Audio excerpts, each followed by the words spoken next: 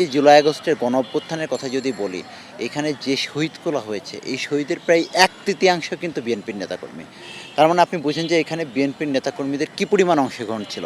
কারণ আমাদের ১৬ তারিখে বিএনপির ভারপ্রাপ্ত চেয়ারম্যান জনাব তারেক রহমান সে যখন স্পষ্ট ঘোষণা দিয়েছে যে ছাত্র হত্যাকারী কোনো শাসক আর রাষ্ট্র ক্ষমতায় থাকতে পারে না। ১৬ তারিখে যখন রংপুরে আবু সাঈদ এবং চট্টগ্রামে ওয়াসিমসহ ১৭, ১৮, ১৯, ২০ তারিখ পর্যন্ত ততদিনে প্রায় ২ থেকে ৩০০ ছাত্র জনতা কিন্তু শহীদ হয়ে গিয়েছে।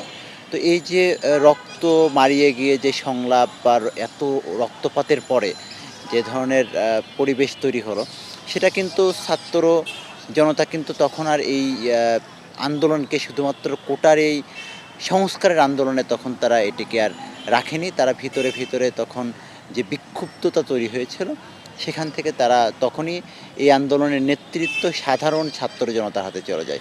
এবং তখন কিন্তু আন্দোলনটা এক দফায় তখনই তার আগেই ১৬ তারিখের পরেই কিন্তু এক দফায় পরিণত হয়। মূল বীজটা কয় তারিখে বপন হয়েছিল? মূল বীজটা আসলে সত্যিকার অর্থে বপন হয়েছিল জুলাইয়ের ১৬ তারিখে, যেদিন রংপুরে আবু সাঈদ এবং চট্টগ্রামে ওয়াসিম যেদিন শহীদ হন।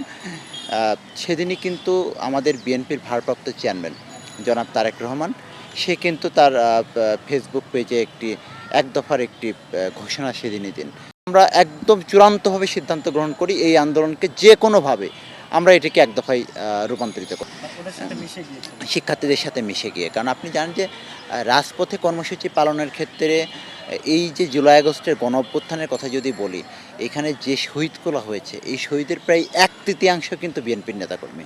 তার মানে আপনি বুঝেন যে এখানে বিএনপির নেতাকর্মীদের কী পরিমাণ অংশগ্রহণ ছিল। কারণ আমাদের ১৬ তারিখে বিএনপির ভারপ্রাপ্ত চেয়ারম্যান জনাব তারেক রহমান সে যখন স্পষ্ট ঘোষণা দিয়েছে যে ছাত্র হত্যাকারী কোনো শাসক আর রাষ্ট্র ক্ষমতায় থাকতে পারে না, এবং যে এই আন্দোলনে সবথেকে বেশি শহীদ হয়েছে আমাদের শ্রমিকেরা। এই শ্রমিক কারা?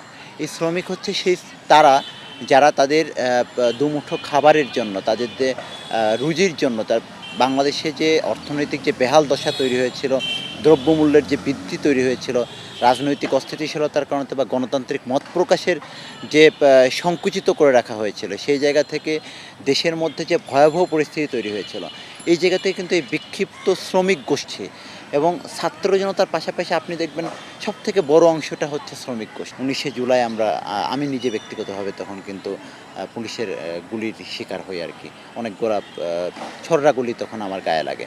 তো এরপরও কিন্তু আমরা আমাদের আন্দোলনকে কখনো থামিয়ে রাখিনি, এবং এরপরে একের পর এক আমরা কিন্তু বিভিন্ন ধরনের কৌশল নির্ধারণ করেছি।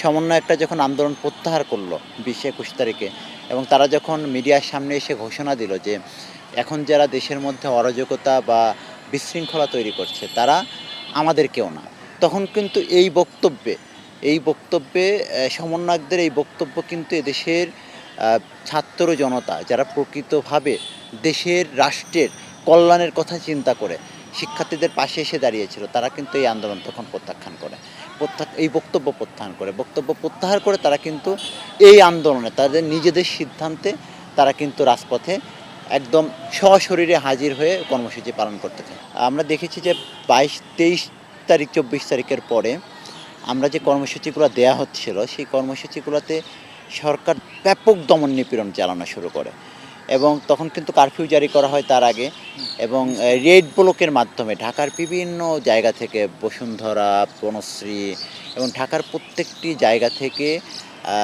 ১৯৭১ সালে যেরকম বাড়িতে গিয়ে পাক সেনাবাহিনীরা আমাদের মুক্তিযোদ্ধাদেরকে গ্রেপ্তার করতো, ঠিক একই কায়দায় এই সময়টাতে এই ২২ তারিখ, ২৩, ২৪, ২৫, ২৬, ২৭, ২৮ এই এক সপ্তাহ এইভাবে দমন নিপীড়ন চালাতে থাকে এবং আন্দোলনকারীদেরকে গ্রেপ্তার করতে থাকে। তো তখন আসলে রাজপথের এর মধ্যে সরকার যেটি করে যে ৩০শে জুলাই তারা রাষ্ট্রীয়ভাবে একটি কালো কাপড়ের কর্মসূচি, যে রাষ্ট্রীয়ভাবে শোক পালন করবে। তো এই যে হাজার তার আগে কিন্তু প্রায় হাজারের মতো ছাত্র জনতা কিন্তু শহীদ হয়ে গিয়েছেন।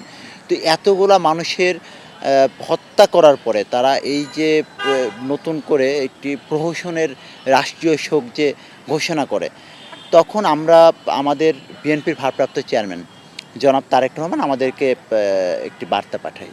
আমার কাছে সেই বার্তাটি আসে, আমাদের ছাত্রদল কেন্দ্রীয় সংসদের কাছেও আসে। সেটি হচ্ছে কালো কাপড়ের বিপরীতে একটি কর্মসূচি ঘোষণা করতে হবে।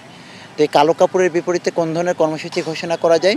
তখন আমরা খুব সিরিয়াসভাবে এই কর্মসূচিটা আমি আমার কেন্দ্রীয় ছাত্রদলের সেক্রেটারি সহ আমরা আলোচনা করি এবং সেই সময়টাতে যারা আন্দোলন পরিচালনা করছিল সমন্বয়ক সহ আমাদের সাথে তখন অনেক সাংবাদিক, আমাদের ঢাকা বিশ্ববিদ্যালয়ের সাংবাদিক সমিতির দায়িত্বপ্রাপ্ত অনেকের সাথে আমাদের যোগাযোগ হচ্ছিল।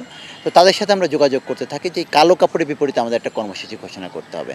তো একটা পর্যায়ে গিয়ে আমাদের পক্ষ থেকে একটা প্রস্তাবনা আসে, সেটি হচ্ছে যে আমরা সিদ্ধান্ত গ্রহণ করি যে কালো কাপড়ের বিপরীতে পরদিন লাল কাপড়ের, যেহেতু হাজার হাজার ছাত্র জনতার রক্তে এই বাংলাদেশের রাজপথ রঞ্জিত হয়েছে। ৩০শে জুলাইয়ের পরে কিন্তু এই লাল কাপড় কর্মসূচির মাধ্যমে নতুন করে বাংলাদেশের ছাত্র জনতার মধ্যে একটা উদ্দীপনা তৈরি হয়, লাল জুলাই, এবং তখন কিন্তু একটা লাল বিপ্লব ঘটে এবং তখন কিন্তু এই উদ্দীপনা আবার ছড়িয়ে পড়ে। আবার ১ আগস্ট থেকে নতুন রূপে, নতুন উদ্যমে এই আন্দোলন কিন্তু নতুনভাবে জনমনে সাড়া ফেলে এবং স্বতঃস্ফূর্ত অংশগ্রহণের মধ্য দিয়ে ৩ আগস্টের এক দফার ঘোষণা এবং ৫ আগস্টের সেই ঐতিহাসিক ছাত্র জনতার বিজয় গণ অভ্যুত্থান।